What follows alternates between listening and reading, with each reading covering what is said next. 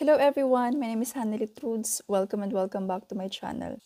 So in this video po, ipapakita ko po sa inyo ang sample format ng Affidavit of Support and Guarantee. Kasi maraming nagko-comment dun sa video ko about Affidavit of Support and humihingi sila ng form nito. So itong sample na to, itong sample format na pinapakita ko sa inyo, nakuha po namin ito sa Philippine Embassy Berlin nung nag-apply po ako ng visit visa for the first time dito sa Germany. So ito yung binigay nila sa partner ko nung nag-request siya ng Affidavit of Support and Guarantee. So ito yung form na sinend nila sa kanya. And then, sabi nila kailangan niyang i-fill up or i-fill out and then kailangan niyang ipa-authenticate sa Philippine Embassy Berlin. Kasi yun yung required ng Philippine Immigration. Kailangan authenticated siya sa Philippine Embassy or Philippine Consulate. So now, again, itong Affidavit of Support and Guarantee, ang sponsor po natin ang magpa-process nito or siya po yung mag-fill up nito and then siya po yung magpapa-authenticate. And then, kailangan niyang isend sa atin kasi yun yung ipapakita natin sa Philippine Immigration. So, ganito po yung format ng Affidavit of Support. So, first here is date, yung PETSA kung kailan ito i-fill out ng sponsor. And then, dito naman ay yung address ng airport kung saan tayo mag-depart. And then dito, yung visit of a family relative. So, for example, hindi naman family relative yung sponsor natin or yung relative natin sa sponsor. So, pwede niya itong i-delete or i-edit and walain. And then, dito, so syempre, ang ilalagay dito na pangalan ay pangalan ni sponsor. So, for example, ako yung sponsor and yung i-sponsoran ko ay yung pinsan ko. So, ganito dapat. Pangalan ko kasi ako yung sponsor. And then, of legal age. And then, kung ano yung nationality ko, kung ano yung citizenship ko, yun yung ilalagay ko dito. And then, presently residing at yung complete address ko dito sa ibang bansa. And then, ayun nga, itong Affidavit of Support ay parang nagsumpa ako sa Philippine Immigration na tama itong i-fill out ko dito. Correct siya ng mga details, personal details, and also totoo. And then, so ito personal details ko kasi ako yung sponsor. So, passport number, mga ganito, mga mobile number, and etc. Yung mga personal details. And then, dito naman sa employment details ay about sa occupation ko. Kung ano yung trabaho ko, saan ako nagtatrabaho, ano yung address, and magkano yung salary ko per month or monthly. So, dito sa number 2, I am sponsoring the visit of. So, dito na yung pangalan ng pinsan ko kasi siya yung i-sponsoran ko. And then of legal age, Filipino citizen, and then yung passport number niya. And then hereinafter referred as the subject who is my, kung ano yung relasyon namin nung i-sponsoran ko. So, pinsan ko siya, diba? So, I will put here cousin, who is my cousin.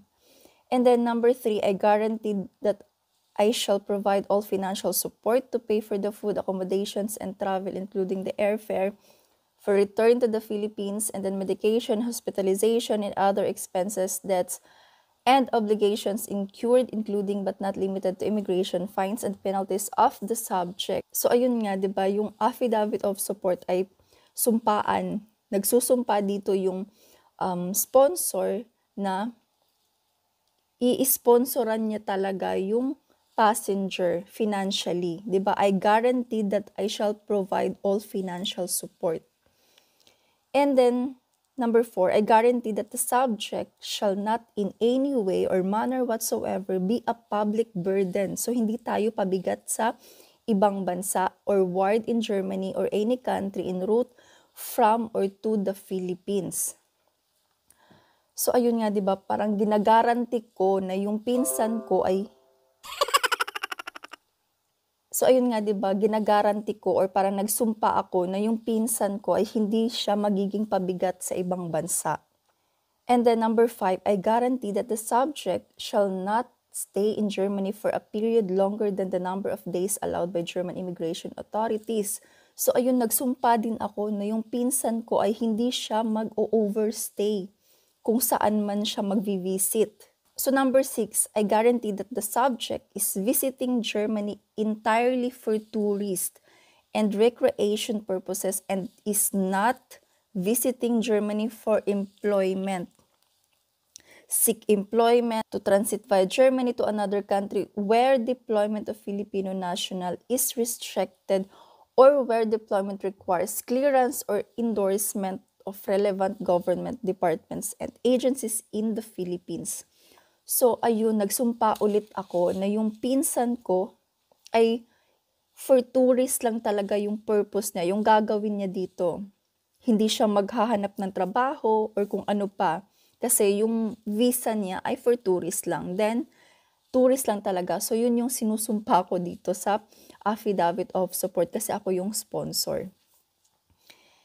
And then, so ayun nga, itong affidavit of support ay very legal document na actually very strong document talaga kapag magta-travel tayo na meron tayong sponsor, makakatulong po talaga ito sa pag-travel nyo sa immigration na hindi kayo ma-hold or kung ano pa, parang ano siya, weapon. Isa siya sa malakas na weapon kapag magta-travel tayo outside the Philippines as tourist or visit and then meron tayong sponsor. Possible talaga na maghahanap sila nito.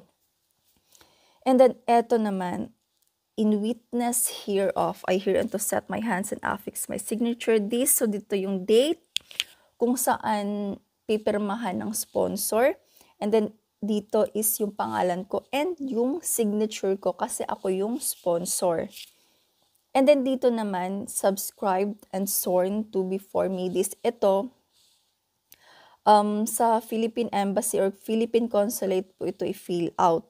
And then sila po yung parang may itatatak sila dito. Parang stamp siya and lalagyan lang number. So sila yung mag-fill out nito dito na part once na ipa-authenticate natin. So again, kapag tayo ay may sponsor, for example, sila yung bumili ng ticket, sila yung lahat for accommodation, lahat-lahat. That means sponsored yung travel natin. And kapag sponsored yung travel, possible po na maghahanap ng affidavit of support and guarantee ang Philippine Immigration. Lalo na kapag wala tayong stable job sa Philippines. Kailangan po natin ng sponsor na magsumpa na suportahan tayo financially and na hindi tayo pabigat sa ibang bansa and so on kung ano man yung mga naka-indicate dito. 'Di ba? So, ayun nga, at least parang mapanatag yung Philippine Immigration na may nagsumpa para sa kanya. So, everything is legal, 'di ba? So, mas okay talaga na meron po tayo nito kapag sponsored yung travel natin. So, ilalagay ko po sa description yung link para ma-download nyo po itong Affidavit of Support and Guarantee na sample format. Kung may mga questions po kayo, please i-comment nyo lang and don't forget to like and subscribe to my channel. Thank you for watching. Bye-bye!